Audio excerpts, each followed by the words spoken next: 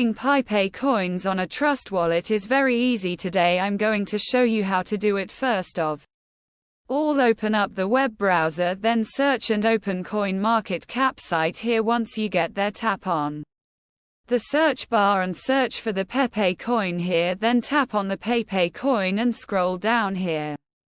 Click to copy the contracts from Pepe coin. Now open up the Trust Wallet app and tap on a search bar, then paste the link you copied. It will directly take you to the Pepe account. Then turn on the Pepe coin from here. Now you can buy or transfer coins to a trust wallet to pay.